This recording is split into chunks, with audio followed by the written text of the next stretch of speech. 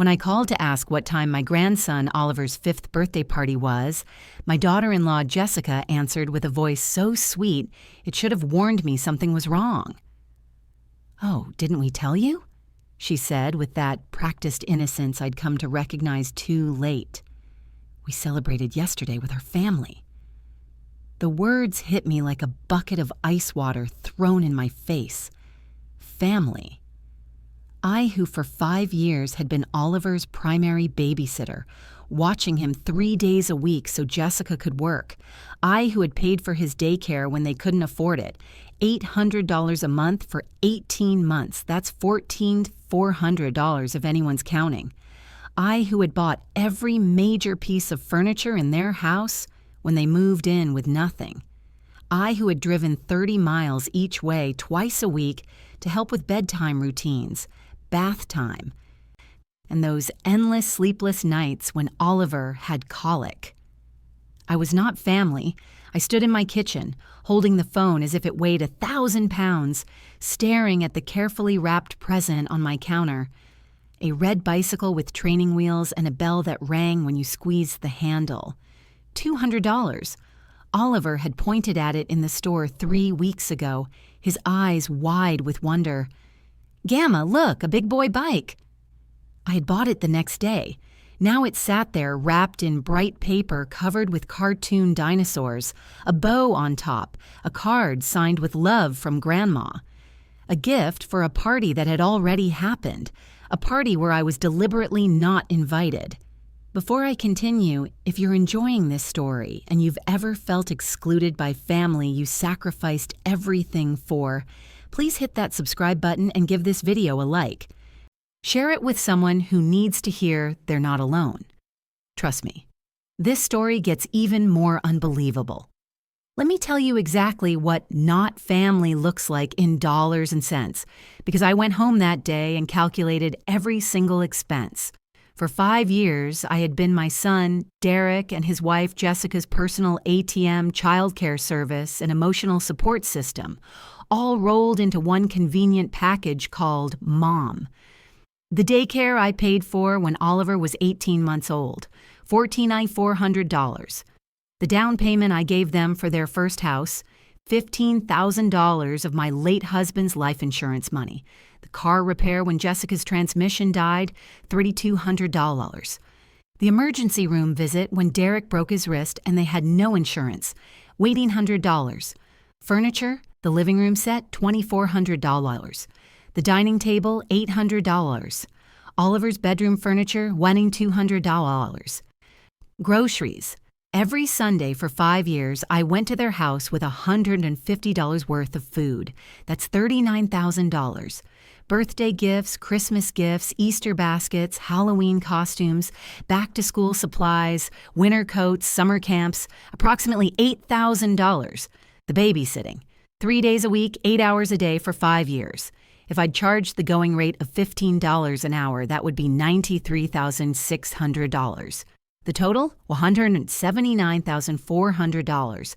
$179,400 of my retirement, my savings, my husband's life insurance, my peace of mind, and my health, spent on people who didn't consider me family enough to attend my own grandson's 5th birthday party. But the money wasn't even the worst part. I sat at my kitchen table that afternoon, the phone finally silent in my hand, and I forced myself to remember all the signs I had ignored. 3 months ago, Mother's Day, I had waited all day for a call, a text, a visit, nothing. At 8 p.m., I finally called Derek. "Oh, Mom, sorry, we were so busy with Jessica's mom. She wanted to do this whole brunch thing." Jessica's mom, who lived 2 hours away and saw Oliver maybe once a month, I, who had just watched Oliver the entire week before because Jessica had the flu, didn't merit a phone call. Last Christmas, they had opened presents at Jessica's parents' house in the morning. I got the afternoon slot, the leftovers of the day, arriving to find Oliver already exhausted and cranky. Half his gifts already opened, the magic already spent. "We thought it would be easier this way," Jessica had said, not meeting my eyes. Oliver's first day of kindergarten. I had asked weeks in advance what time I should come over to take pictures, to see him off on this milestone. Jessica posted 17 photos on Facebook of Oliver in his new backpack holding his lunchbox, standing by the door. I wasn't in a single one. I wasn't even told what time school started. "It was such a hectic morning we forgot to call you," Derek said when I asked. Forgot? They forgot the woman who had gotten up at 5 a.m. every Tuesday and Thursday for 3 years to watch Oliver before they left for work. The woman who had changed his diapers, sung him to sleep, taught him his ABCs, walked him through his nightmares. They forgot me. And now, sitting at my kitchen table with that wrapped bicycle mocking me from the counter, I finally admitted what I'd been denying for years. I wasn't forgotten. I was excluded. There's a difference. Forgetting is an accident. Exclusion is a choice. That night, I did something I hadn't done in 5 years. I didn't call to say goodnight to Oliver. Usually at 7:30 p.m. I would FaceTime him. We'd talk about his day. I'd ask about what he learned, what he ate, who he played with. I'd tell him I loved him and blow him kisses through the screen while he giggled and blew them back. Not that night. My phone rang at 7:45. It was Derek.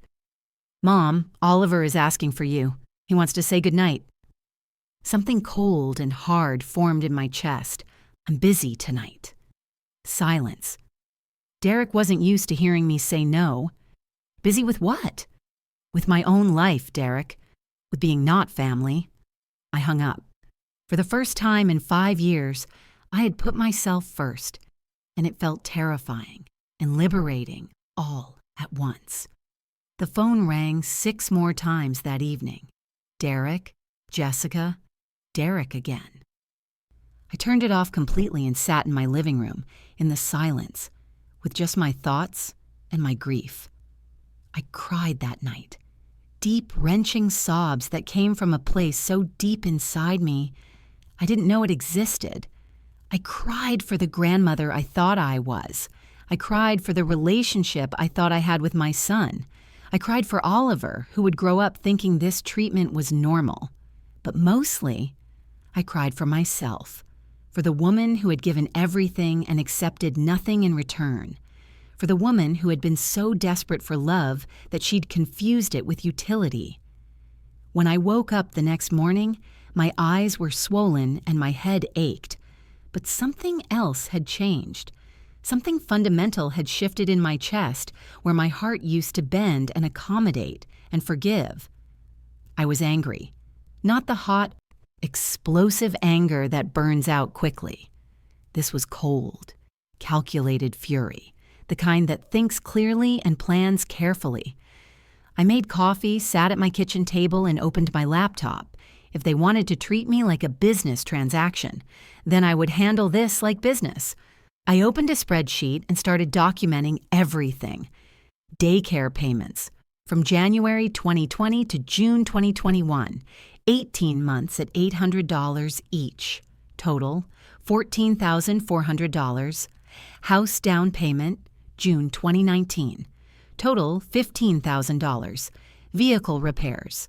Jessica's transmission, $3,200. Derek's brake job, $800. New tires, both cars, $1,100. Medical expenses. Derek's emergency room visit, $1,800. Oliver's dental work, $1,200. Jessica's urgent care visits, $600. Furniture and household. Living room set, $2,400. Dining table and chairs, $800. Oliver's bedroom set, $1,200. Kitchen appliances, $900. Bedding and linens, $500. Weekly groceries, 5 years, at $150 per week, 52 weeks per year. Total, $39,000. Gifts and occasions. Birthday gifts for Oliver, 5 years at $500 per year. Total, $2,500. Birthday gifts for Derek and Jessica, 5 years at $300 per year. Total, $1,500. Christmas gifts, 5 years at $1,000 per year. Total, $5,000. Easter, Halloween, and other holidays, $2,000. Child care services, 3 days per week, 8 hours per day, at $15 per hour, 52 weeks per year, for 5 years. Total, $93,600. Emergency babysitting, estimated $5,000. Grand total from the line items above, $192,500. I stared at that number until it burned into my brain. That was the exact value they placed on my presence in their lives. Just under $200,000 bought them 5 years of my unconditional love, my unpaid labor, and my grandmother's heart. And it hadn't bought me an invitation to a 5-year-old's birthday party. I saved the document. Then I did something I hadn't done in years. I looked at my own bank account. Really looked at it and saw what I'd done to myself. When my husband Richard died 6 years ago, he left me $180,000 in life insurance. It was supposed to be my retirement cushion, my security, my freedom to travel and enjoy my later years after 43 years of marriage, cut short by a heart attack. I had $23,000 left, $23,000 from $180,000 in 6 years. The rest had gone to people who called me not family. My phone had 47 missed calls when I turned it on the next morning. 47. 23 from Derek, 18 from Jessica, 6 from a number I didn't recognize, which I later learned was Jessica's mother calling on their behalf. There were also 32 text messages. Derek: "Mom, what's going on? Call me back."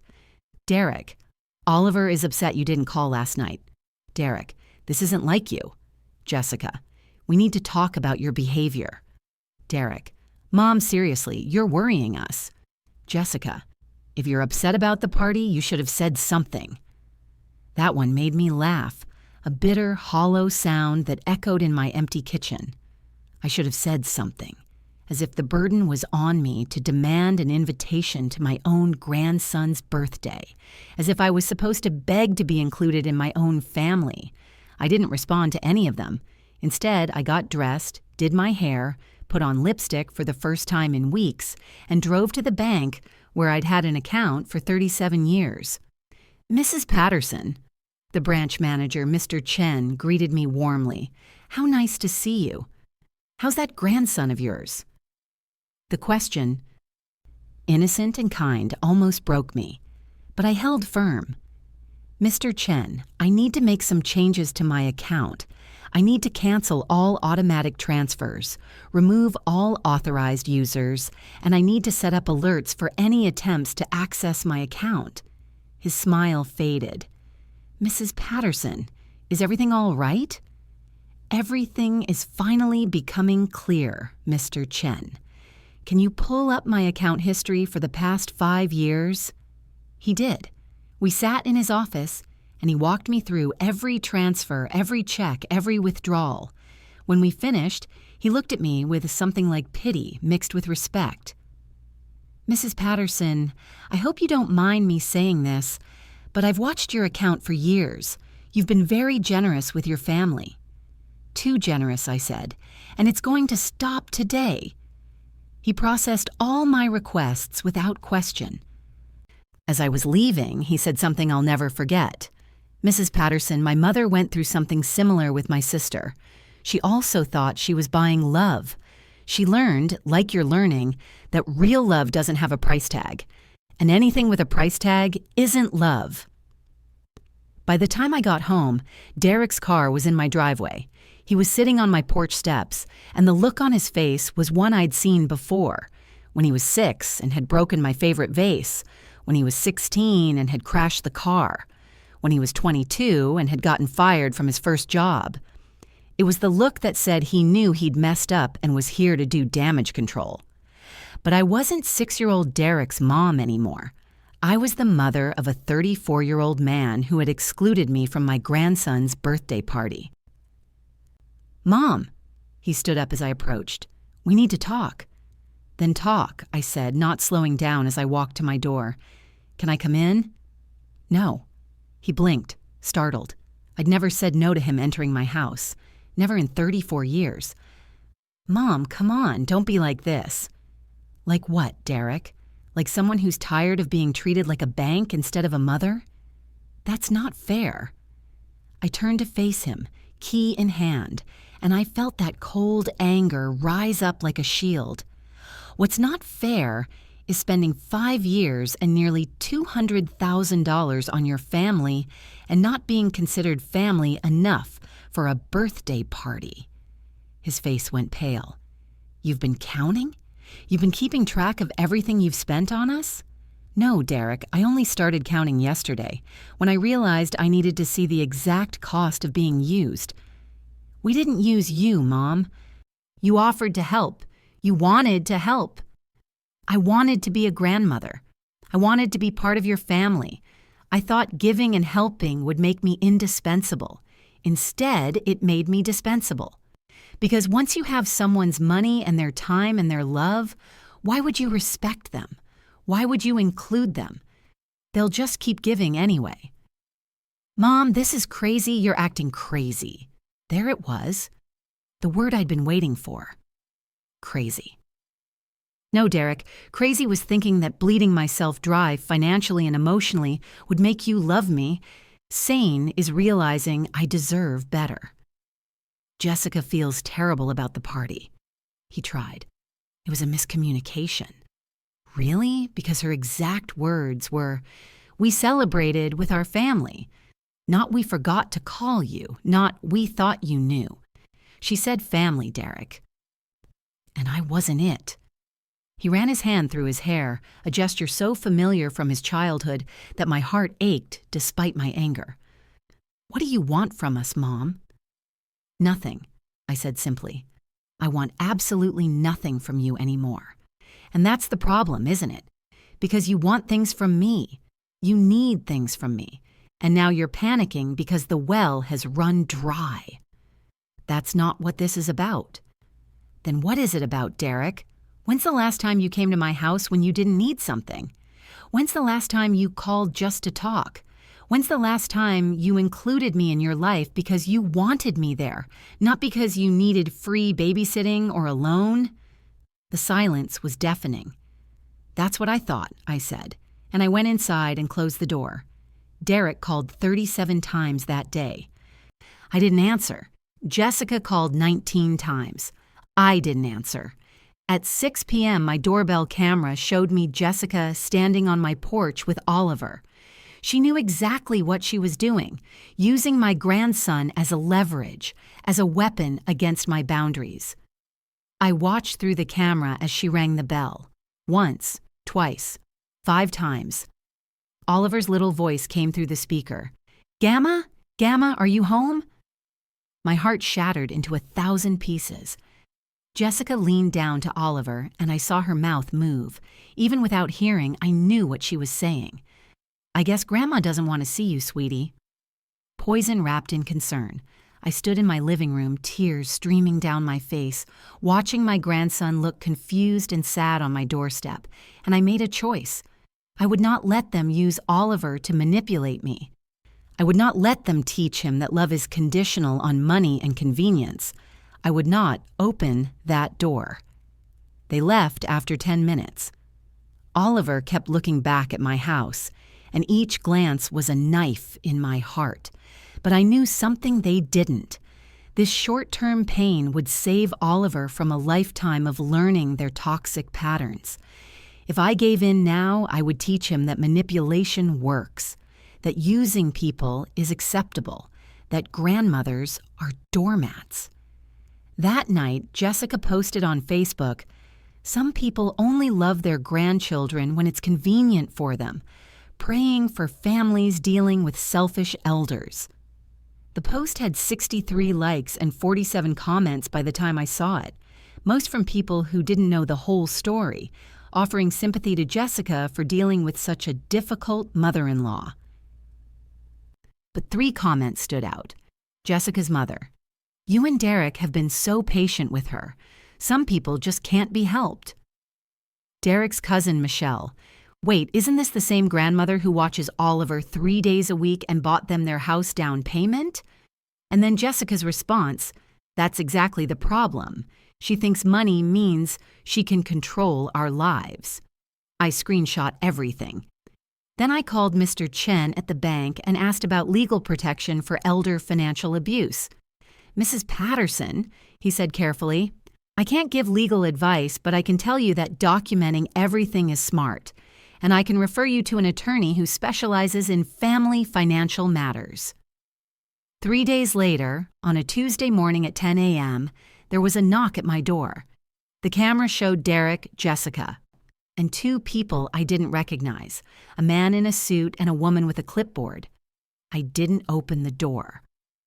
Mrs. Patterson, the man called out, I'm Dr. Raymond Foster. Your family has expressed concerns about your well-being and asked me to conduct a welfare check. My blood ran cold. Mrs. Patterson, if you don't open the door, we'll have to involve the authorities.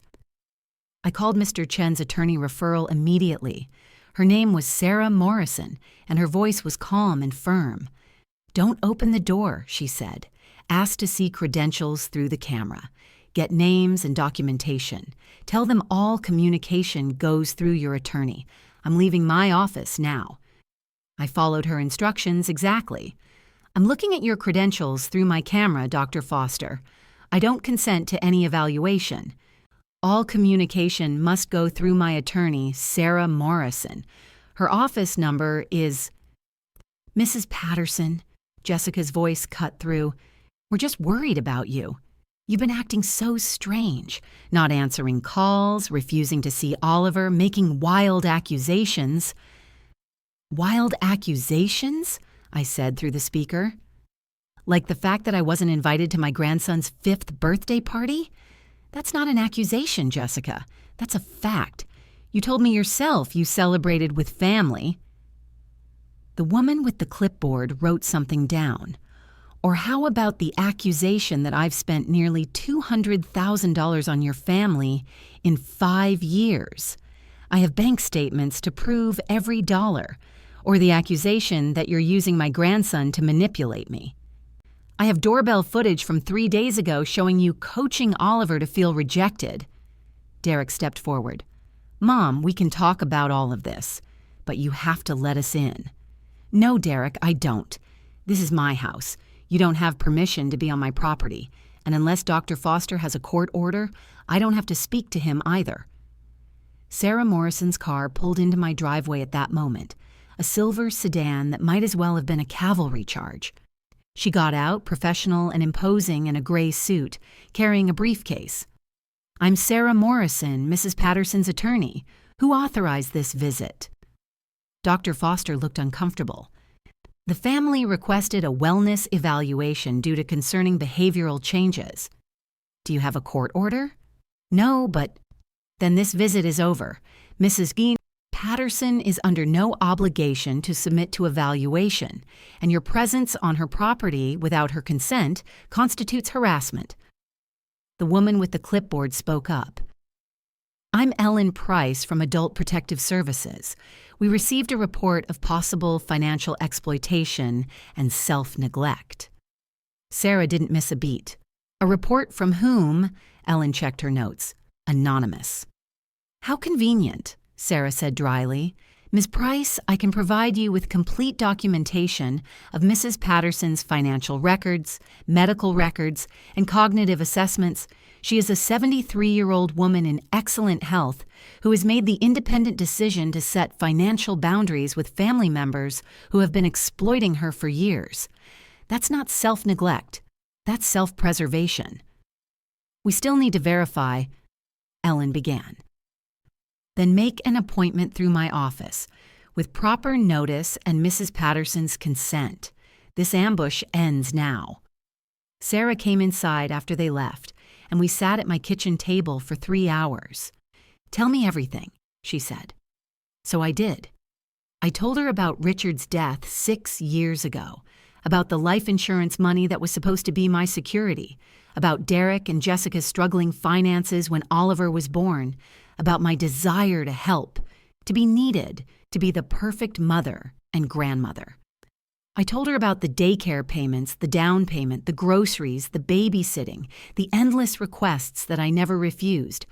I told her about the gradual exclusion, the missed Mother's Days, the secondary role at holidays, the forgotten milestones, and I told her about the birthday party, the final, definitive statement that I was not family.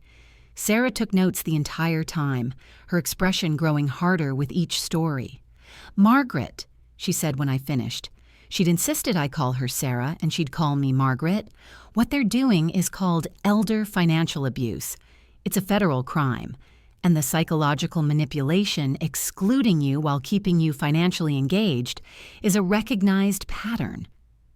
"But they're my family," I said weakly, hating how pathetic I sounded. "Family doesn't exploit you, Margaret. Family doesn't use your love as a weapon. Family doesn't try to have you declared incompetent when you set boundaries." "Is that what they're trying to do?" "That's exactly what they're trying to do. Dr. Foster specializes in competency evaluations. Adult Protective Services gets involved when there's concern about an elder's ability to manage their affairs. They're building a case to have you declared unable to handle your own finances, which would allow them to be appointed your guardian." The room spun. They want to take control of my money? They want to make sure the tap never turns off. And if they can convince a judge you're mentally incompetent, they can do exactly that. I thought I might be sick. "But here's what they didn't count on," Sarah continued. "You're not incompetent. You're not being manipulated by outsiders. You made a clear-headed decision based on years of evidence, and we're going to document every single bit of that evidence." We spent the rest of the afternoon building my case. Bank statements showing the $193,200 in transfers and payments. Text messages and emails showing the pattern of requests. My calendar showing the hundreds of hours of childcare. Screenshots of Jessica's Facebook posts. Doorbell footage of them bringing Oliver to manipulate me. By the time Sarah left, I had a 3-inch binder full of documentation and a strategy. "They'll probably file for emergency guardianship," Sarah said. "They'll claim you're a danger to yourself. We'll be ready." Sarah was right. 4 days later, I received a notice of a court hearing. Derek and Jessica were petitioning for temporary guardianship due to severe cognitive decline and financial vulnerability. The hearing was in 2 weeks. "We need our own medical evaluation," Sarah said. "A complete cognitive assessment, psychological evaluation, and physical health check. I have a colleague, Dr. Patricia Hamilton, who specializes in geriatric assessments." Dr. Hamilton's office was warm and comfortable, nothing like the sterile institutions I'd feared. She was a woman in her 60s with kind eyes and a no-nonsense manner. "Margaret," she said, "I'm going to be honest with you. I've seen dozens of cases like yours. Adult children who view their aging parents as piggy banks first and people second. What we're going to do today is prove that you're sharper than they're giving you credit for." For 4 hours, she put me through tests, memory tests. Remember these 3 words and repeat them back to me in 5 minutes. Apple, table, penny. I remembered all 3. Cognitive tests. Math problems, pattern recognition, logical reasoning. I scored in the 94th percentile for my age group. Clock drawing test. Draw a clock showing 3:15. Mine was perfect. Financial literacy test. Balancing checkbooks. Understanding interest rates. Evaluating investment options. I'd been managing my own finances for 43 years of marriage and 6 years of widowhood. I scored 100%. Psychological evaluation, depression screening, anxiety screening, questions about my social life, my daily activities, my decision-making process. "Margaret," Dr. Hamilton said when we finished, "you're not only competent, you're exceptionally sharp for 73. Your cognitive function is excellent. Your mental health is stable despite significant family stress, and your decision to set financial boundaries shows mature, rational thinking." "Then why do I feel so broken?" I whispered. "Because emotional abuse is still abuse. They've been gaslighting you for years, making you doubt yourself, making you think your value lies only in what you can provide. Breaking free from that is painful, but pain doesn't mean you're wrong. Sometimes pain means you're finally healing. Word of the guardianship hearing spread through my small circle faster than I expected. My neighbor Alice came over with casserole and outrage. "Margaret, I've watched them come and go from your house for years. I've seen you babysit at all hours. I've seen you drive over in snowstorms. And I've seen them treat you like hired help. I'll testify." My sister Diane called from Florida. "Maggie, I'm flying up for the hearing. I've been keeping my mouth shut for years because you seemed happy helping them, but you weren't happy. You were being used. I'm testifying." My former co-worker, Susan, who I'd reconnected with at the bank, she'd been waiting in line while I talked to Mr. Chen, called and offered to testify. "I remember when Richard died. You were so proud of Derek, said he was doing so well. Then gradually, every time we talked, you mentioned giving him money. I watched you shrink into a checkbook. I'll testify to the before and after." Even Mr. Chen from the bank offered to provide testimony. "I can show the court your account history. You've managed your finances flawlessly for decades. The only questionable decisions were the ones that benefited your family." Sarah compiled a list of 7 witnesses who could attest to my competence and Derek and Jessica's exploitation. "They're going to bring witnesses too," Sarah warned. "Probably Jessica's mother, maybe some friends.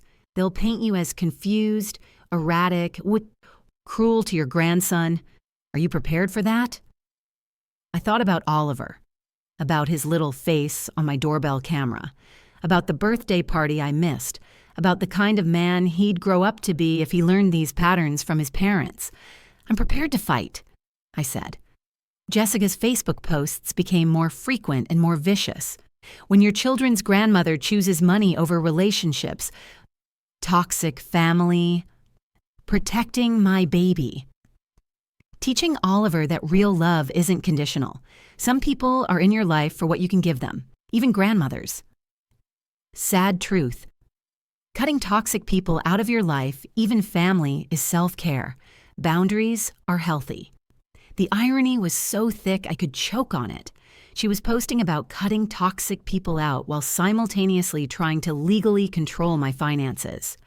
She was talking about conditional love while only contacting me when she needed something.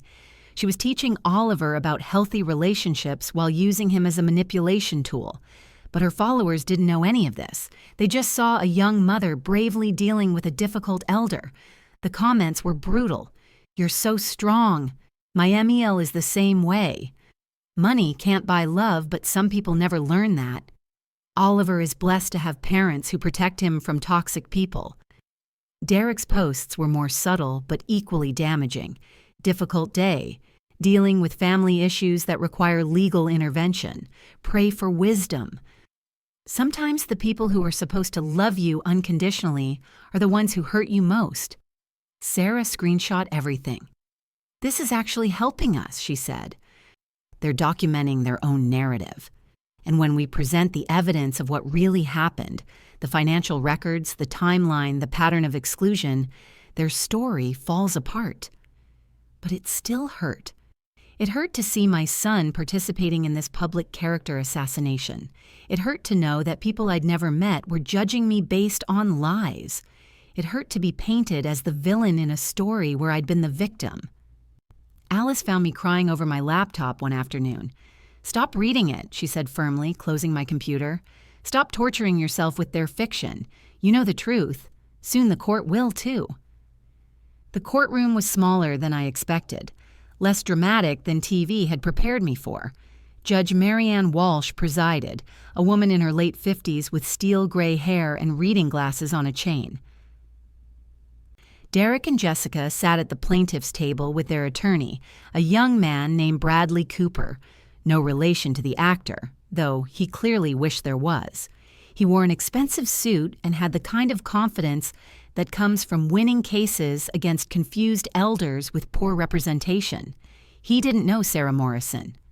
Your Honor, Bradley began, we're here today because my clients are deeply concerned about Mrs. Margaret Patterson's welfare. In recent months, she has exhibited severe changes in behavior that indicate cognitive decline and potential undue influence by outside parties. He presented his evidence. Dr. Foster's attempted evaluation, stating my refusal to cooperate, indicated defensive behavior consistent with dementia patients who lack insight into their condition. Testimony from Jessica's mother, Carol, claiming I'd always been emotionally unstable and overly dependent on Derek and Jessica. A statement from Derek and Jessica's neighbor claiming I'd stopped visiting regularly, indicating possible depression or cognitive decline. Medical bills from 3 years ago that I'd supposedly forgotten to pay. They were bills I'd paid for Derek's broken wrist, but Bradley presented them as if they were my own unpaid debts. Jessica took the stand, and I watched my daughter-in-law perform. Your Honor, she said, tears already forming. Margaret has been like a mother to me. We've tried so hard to help her. But in the past few months, she's become paranoid, claiming we've used her for money when we've only accepted help she insisted on giving. She's cut herself off from Oliver, her only grandchild, which is breaking his heart. We're terrified she's being manipulated by someone. Maybe this new attorney, maybe neighbors we don't know. The Margaret we knew would never abandon her grandson. Bradley nodded sympathetically. Mrs. Brooks, can you tell the court about the birthday party incident? Oliver's 5th birthday. Jessica dabbed her eyes. Margaret called asking what time to come over, but we'd already told her weeks before it was a small family gathering, just us and my parents, because of COVID concerns. She became belligerent, accused us of excluding her, and hung up. Since then, she won't take our calls, won't see Oliver, and has turned her bank accounts into Fort Knox. We're worried she's not thinking clearly. Lies wrapped in tears, presented so convincingly that I saw Judge Walsh take notes. Derek was next. Your Honor, my mom has always been generous. Sometimes too generous. After my dad died, she seemed to need to feel needed. We let her help because it made her happy. We let her babysit because she loved spending time with Oliver. But lately, it's like she's a different person. Hostile, paranoid, accusing us of things that aren't true. My wife and I have good jobs. We don't need her money. We never did. She insisted. More lies. Smoother than Jessica's because Derek had been lying to me for longer. Bradley concluded with a flourish. Your Honor, Mrs. Patterson is clearly in decline. Her refusal to cooperate with medical evaluation, her sudden and irrational severing of family ties, and her vulnerability to outside influence all point to someone who needs protection. My clients aren't seeking guardianship to control her. They're seeking it to protect her. Judge Walsh looked at me with an expression I couldn't read. Mrs. Patterson, you'll have your opportunity to respond. Sarah stood, and the temperature in the room seemed to drop 10 degrees. Your Honor, what we've just witnessed is a masterclass in manipulation. The same manipulation Mrs. Patterson has endured for 5 years. My client isn't in cognitive decline. She's in recovery from financial and emotional abuse perpetrated by the very people claiming to protect her. She placed the 3-inch binder on the table with a thud that echoed. Let's talk about facts, not performances. Not tears, not accusations, not character assassination disguised as concern. Facts. Sarah opened the binder to the first tab, bank statements covering 5 years. Every transfer, every payment, every check written to or for Derek and Jessica Brooks. The total, $193,200. Nearly $200,000 from a widow's life insurance and retirement savings.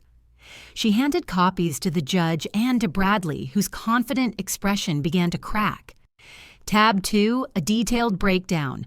$14,400 in daycare payments, $15,000 house down payment, $39,000 in groceries over 5 years. Weekly deliveries Mrs. Patterson personally made, $93,600 in childcare services at market rate, which she provided free of charge 3 days a week for 5 years. Judge Walsh's eyebrows rose. Tab 3, the timeline of exclusion. Mother's Days spent alone while Derek and Jessica celebrated with Jessica's family. Christmas mornings relegated to afternoon slots after the real celebration with Jessica's parents. Oliver's first day of kindergarten. 17 Facebook photos, not one including my client, despite her being his primary caregiver for years. Sarah pulled out a photo. Tab 4, the birthday party. Oliver's 5th birthday. Mrs. Patterson called to ask what time to attend. This is a screenshot of her phone log showing that call. Jessica told her, and I quote from Mrs. Patterson's contemporaneous notes, "We celebrated yesterday with our family." She let that hang in the air. Not "we forgot to tell you," not "there was a miscommunication." We celebrated with our family. The woman who had spent $200,000 and thousands of hours raising this child was not considered family. Bradley shifted in his seat. Tab 5, the manipulation.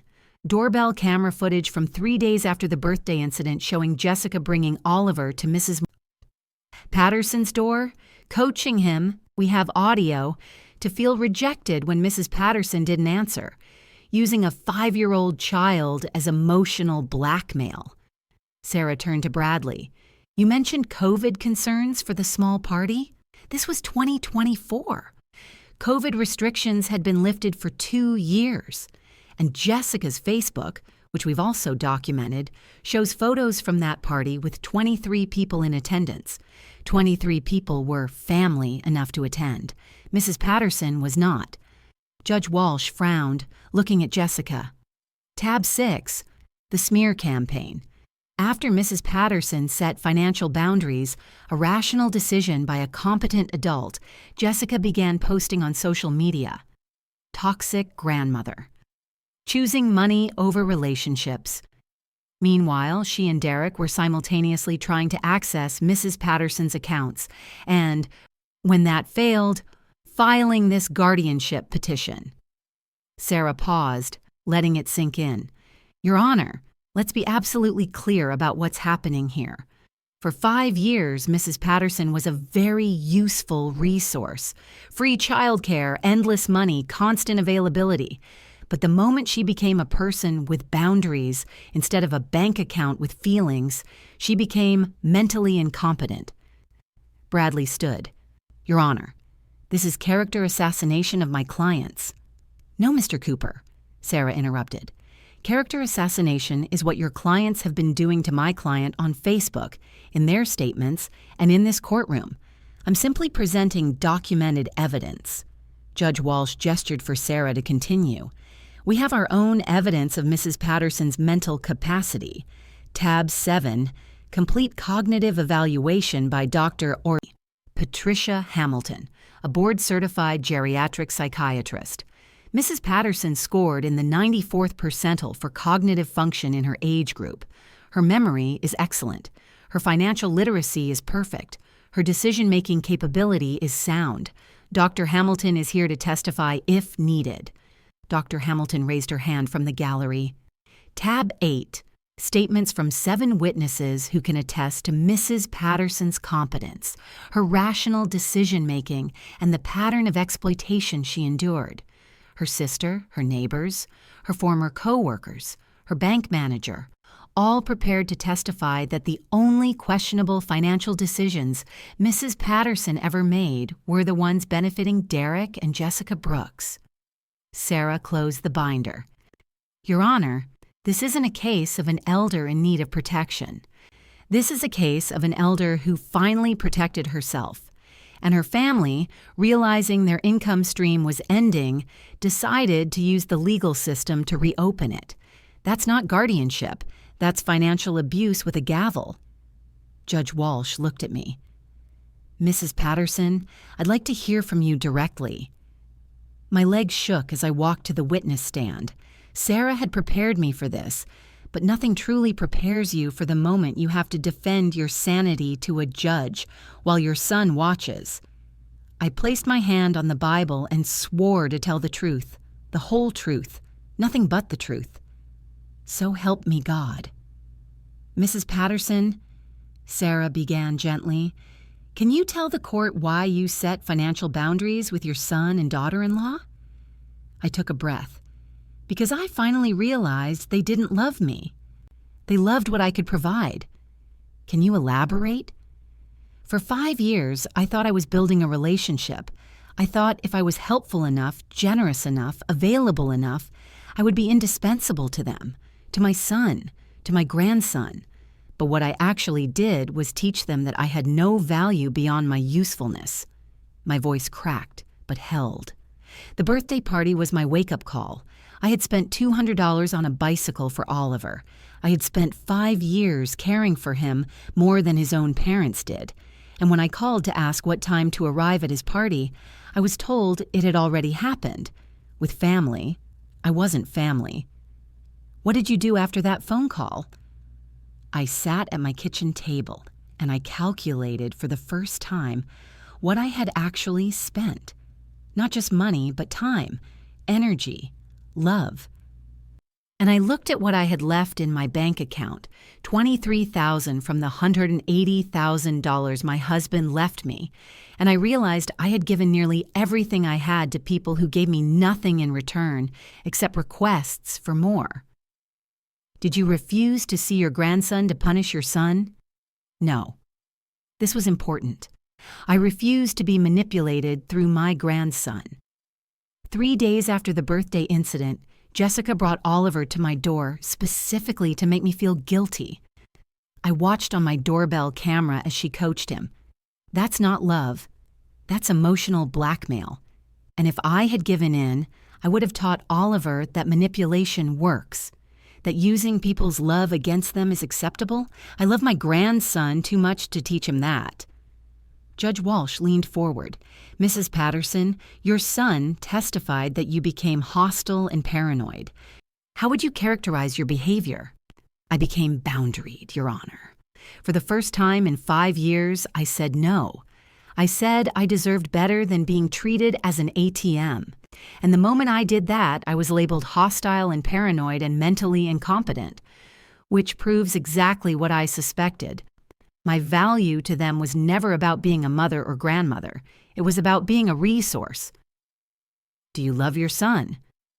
The question hit me hard. I love the boy I raised, the man he's become. I looked at Derek, who couldn't meet my eyes. I don't know who that is anymore. The son I raised would never exclude his mother from his child's birthday, would never try to have her declared incompetent to access her money. The son I raised had integrity. And your grandson? I love Oliver with my whole heart, which is why I can't enable his parents' behavior. If I continue to fund their life, continue to accept being treated as less than family, I'm teaching Oliver that this is normal, that you can use people who love you. That money is more important than respect. I love him too much to teach him that. Bradley cross-examined me aggressively, trying to catch me in confusion or contradiction. Mrs. Patterson, you claim you remember exact dollar amounts from 5 years ago?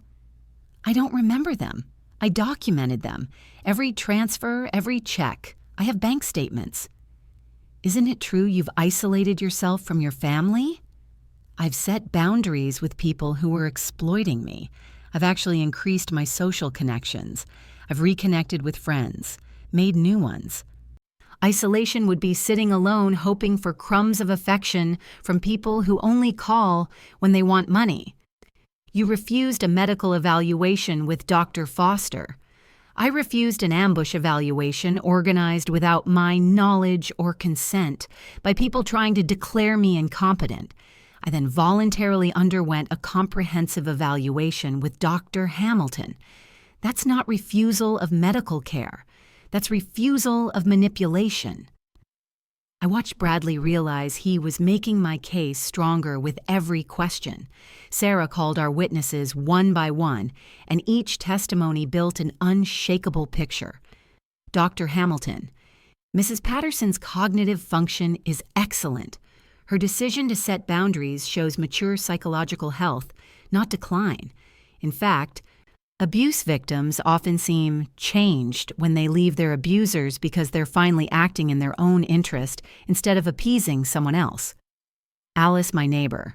I've known Margaret for 12 years. I've watched Derek and Jessica come and go at all hours, asking for help, getting help, then leaving. I've seen Margaret drive over in blizzards to babysit. I've seen her carry in groceries week after week, and I've never once seen them come to her house just to visit, not once. My sister Diane.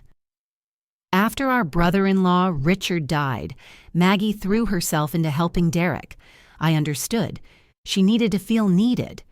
But Derek and Jessica took advantage of that grief. Every time I visited, there was a new request, a new emergency, a new reason Maggie needed to write a check. When I tried to talk to her about it, she'd defend them. They're family, she'd say. Family helps family. But family is supposed to be reciprocal. Susan, my former coworker. I reconnected with Margaret at the bank 6 months ago. The woman I saw was not the Margaret I worked with for 20 years. That Margaret was confident, independent, joyful. The Margaret I saw at the bank looked exhausted, depleted. When I asked how she was doing, she immediately started talking about Derek and Oliver, about how much she was helping them, as if her entire identity was wrapped up in being useful to them. It was heartbreaking. Mr. Chen from the bank. In 37 years of banking, I've seen this pattern many times. Adult children who view their parents' accounts as future inheritance being spent irresponsibly. Mrs. Pricky's. Patterson's financial management has been flawless, except for one category, transfers to her son's family. When she came to cancel those transfers, she wasn't confused. She was resolute, and frankly, it was about time. Each witness chipped away at Derek and Jessica's narrative. Each testimony revealed the truth. I wasn't losing my mind, I was finding it. Judge Walsh called a recess to review the evidence. 30 minutes that felt like 30 hours. When we returned, her expression was stern. I've reviewed all testimony and evidence presented. This is one of the clearer cases I've seen in some time, though not in the way the petitioners hoped. Bradley sat up straighter. Mr. and Mrs. Brooks, your petition for guardianship is denied. Not only is there no evidence of Mrs. Patterson's incompetence, there is overwhelming evidence of her sound judgment and rational decision-making. Derek's face went white. Furthermore, the evidence suggests this petition was filed not out of genuine concern for Mrs. Patterson's welfare, but out of desire to regain access to her financial resources. Using the guardianship process as a tool to override an elder's autonomy when they set boundaries is a serious abuse of the legal system. Jessica started crying. Real tears this time. Tears of panic. Mrs. Patterson, Judge Walsh turned to me, you have every right to manage your own finances, to set boundaries with family members, and to decide who has access to your time and resources. The court finds you fully competent and commends your courage in protecting yourself. Relief flooded through me so powerfully I thought I might collapse. However, the judge continued, I am concerned about the pattern of behavior documented here. The financial exploitation, the emotional manipulation, the use of a minor child as leverage. I'm ordering that Derek and Jessica Brooks attend mandatory family counseling and financial management education. I'm also issuing a protective order preventing them from contacting Mrs. Patterson except through her attorney for a period of 6 months. Sarah squeezed my hand. If after that 6-month period Mrs. Patterson chooses to reestablish contact, that will be her decision alone. But for now, she is entitled to peace and protection from further harassment. Judge Walsh looked directly at Derek. "Mr. Brooks, your mother gave you everything she had. She gave you money, time, love, and trust. And you repaid her by trying to have her declared mentally incompetent when she finally stood up for herself. I suggest you think very carefully about what kind of man you want to be. Court is adjourned." Outside the courtroom, Derek and Jessica stood in the hallway with Bradley, who was explaining something in angry whispers. Jessica glared at me with pure hatred. Derek looked lost. For a moment, our eyes met, and I saw something flicker there. Shame, maybe, or regret. But it was gone as quickly as it appeared, replaced by the defensive anger of someone who refuses to admit they're wrong. They left without speaking to me. Sarah put her hand on my shoulder. "You did it, Margaret. You won." But I didn't feel victorious. I felt empty. I had won the right to my own money, my own choices, my own life. But I had lost my son. Or maybe, and this thought came slowly, painfully, maybe I had never really had him to begin with. Diane wrapped me in a hug. "Come stay with me in Florida for a few weeks. You need sunshine and distance and time to heal." Alice was already planning, "And when you get back, we're having a proper celebration. You're free, Margaret, really free." Dr. Hamilton approached. "Mrs. Patterson, what you did today took tremendous courage. Most people in your situation stay trapped because they're afraid of being alone. You chose yourself. That's revolutionary." As we walked out of the courthouse, I felt the sun on my face. It was late September, that time of year when summer is dying but hasn't quite let go yet. The air was warm but carried a hint of the cold to come. I thought about Oliver, about missing his 6th birthday, his 7th, maybe more. About the possibility that Derek and Jessica would poison him against me, tell him I abandoned him, never let him know the truth. That pain was sharp and deep. But I also thought about the alternative. Continuing to fund their life, continuing to accept crumbs, continuing to teach Oliver that love means being used. "Sarah," I said as we reached the parking lot, "what happens if they violate the protective order?" "They face contempt charges, possible jail time. They won't risk it. And after 6 months? After 6 months, you decide.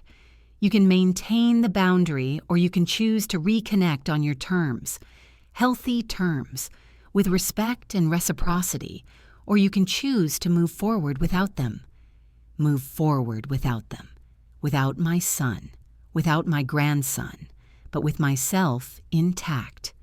Diane's condo in Boca Raton was everything I needed. Sunshine, ocean breeze, and distance from the wreckage of my old life. For the first week, I did nothing but sleep and cry. All the grief I'd been holding back during the fight came pouring out. I cried for the relationship I thought I had with Derek. I cried for the grandson I might lose. I cried for the woman I'd been, so desperate for love she'd mistaken exploitation for family. But in the second week, something shifted. Diane took me to the beach every morning. We'd walk along the shore, and she'd let me talk or not talk, whatever I needed. "You know what I realized?" I said one morning. "I spent 5 years trying to make them need me. I thought if I was indispensable, I'd be loved. But people don't love what they need. They resent it. They take it for granted." I built my entire relationship with Derek on the foundation of him using me. "And now you get to build a new foundation," Diane said. "One where your value isn't about what you provide. It's about who you are." Who was I without the role of provider? Without the identity of devoted mother and doting grandmother? I didn't know yet.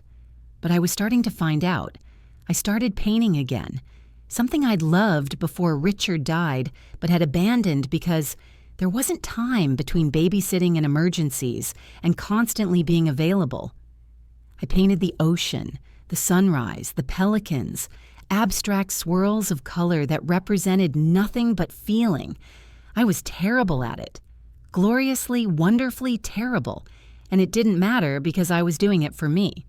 Diane introduced me to her friend group, retired women who played mahjong and book club and traveled together, women who had rich, full lives that didn't revolve around their adult children. My daughter calls me once a week, one woman, Patricia, told me. We have a nice chat. She updates me on the grandkids. I tell her about my life, and that's healthy. Not 3 times a day emergency calls, not constant requests, just regular, respectful contact between 2 adults who love each other. I realized I'd never had that with Derek. Our relationship had always been unbalanced, me giving, him taking, and both of us pretending that was love. On day 23 in Florida, my phone rang from an unknown number. I almost didn't answer, but something made me pick up. Grandma, Oliver's voice, small and confused and achingly familiar.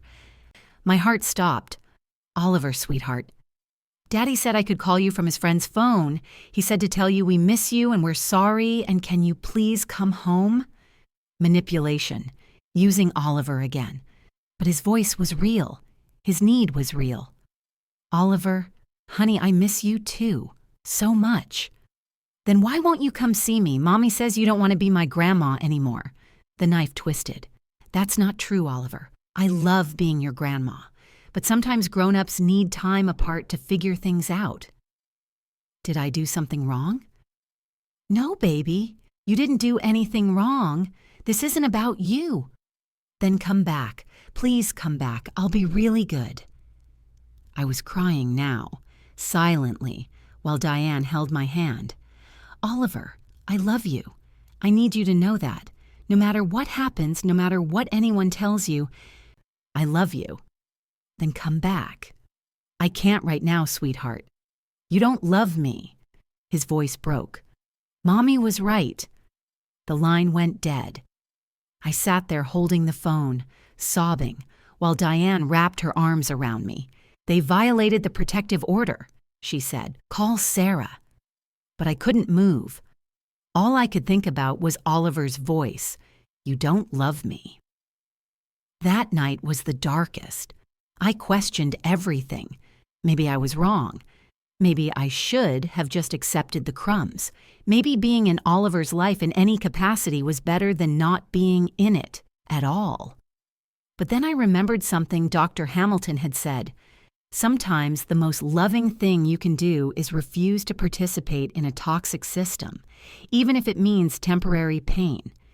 Temporary pain for long-term health, for me, and maybe, someday, for Oliver. I stayed in Florida for 6 weeks total. By the time I flew home, I was a different person. Not healed.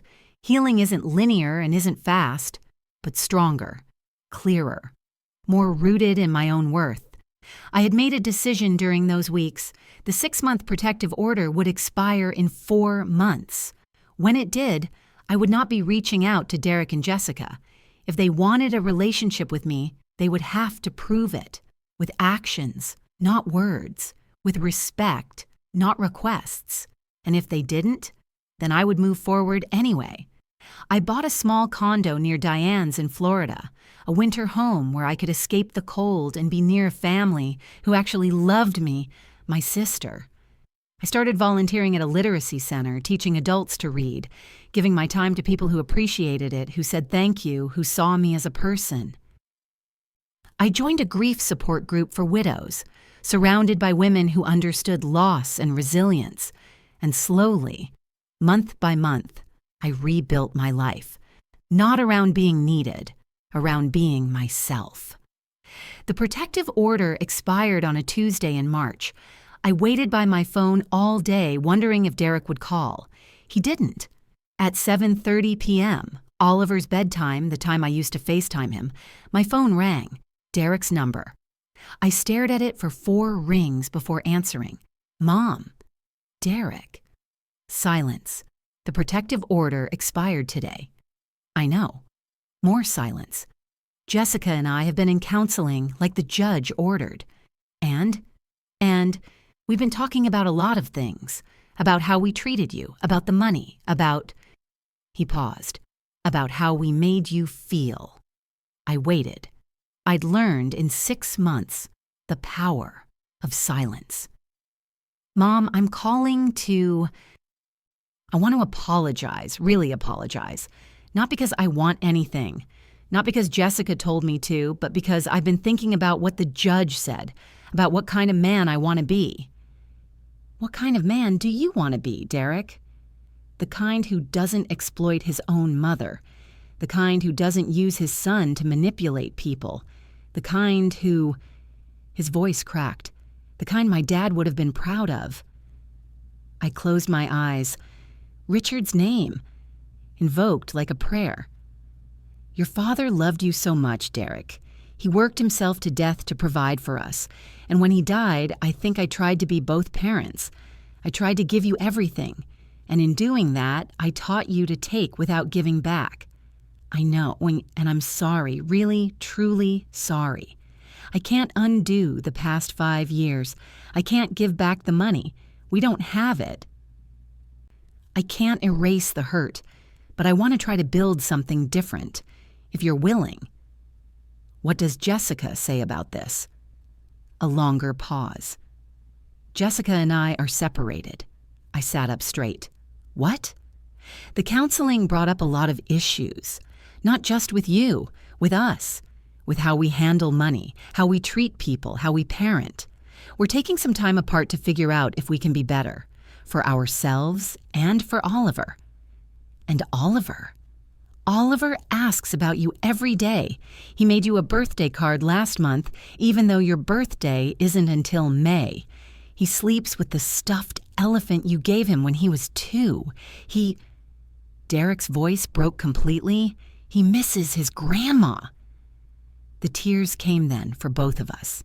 Derek, I need to be very clear about something. I love you, I love Oliver, but I will not go back to the way things were. I will not be an ATM. I will not be taken for granted. I will not be excluded, then called when you need something. I know. If we rebuild this relationship, it has to be real, mutual, respectful. I know. I'm not going to give you money anymore. I can't. I have $23,000 left, and I need that for my future. I'm not asking for money, Mom. I'm asking for a chance.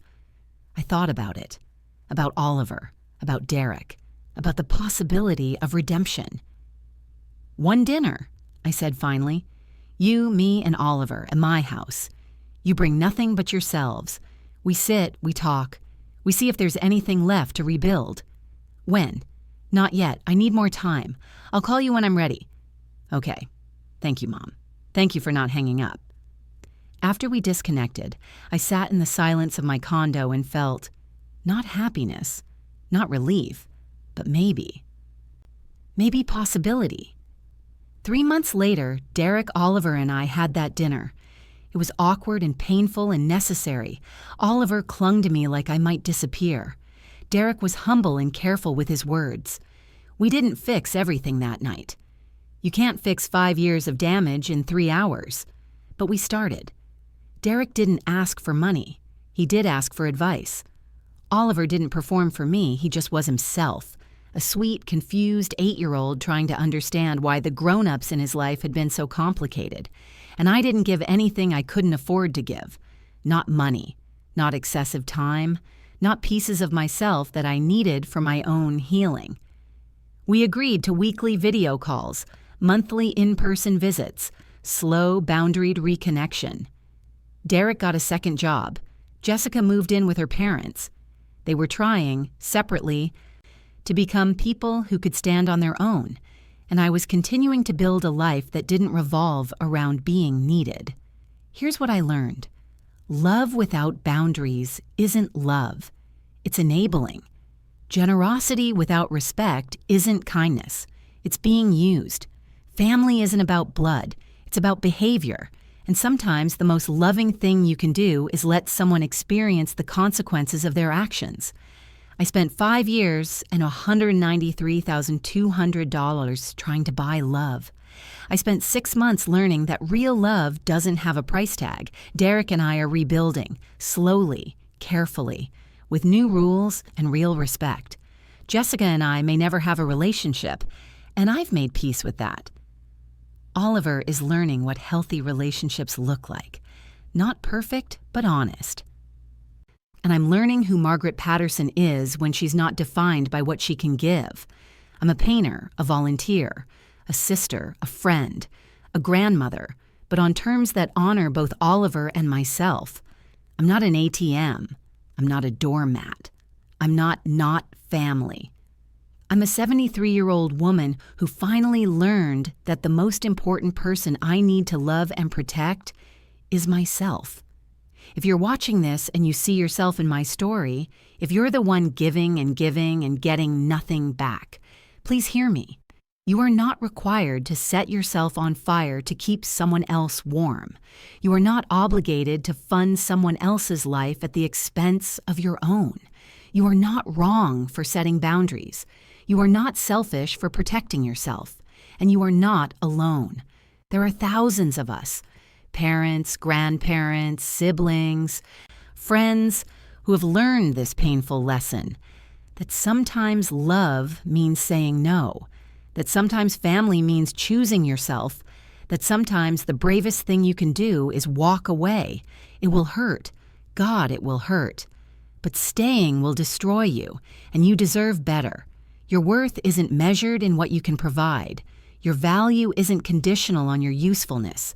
Your love doesn't have to be earned by bleeding yourself dry. You are enough exactly as you are, with nothing to offer but yourself. Please don't wait 5 years and $200,000 to learn that lesson. Please don't wait until you're excluded from the moments that matter to realize you've been excluded all along. Please, please choose yourself. My name is Margaret Patterson. I'm 73 years old, and I survived being financially and emotionally abused by my own son. If this story resonated with you, please like this video and share it with someone who needs to hear it. Subscribe to this channel for more real stories about real people facing real family challenges. You're not alone in this. And please, please leave a comment telling me, have you experienced something similar? Did you set boundaries? How did it turn out? I read every comment, and your stories matter. Some people will watch this and think I'm a terrible mother for cutting off my son. Those people have never been used by someone they love. Some people will watch this and see themselves and feel less alone. Those are the people I'm speaking to. You deserve love that doesn't cost you everything. You deserve family that doesn't treat you like a transaction. You deserve peace.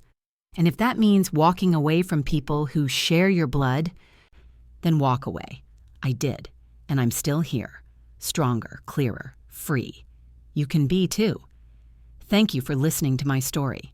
Until next time, choose yourself, because you're worth it.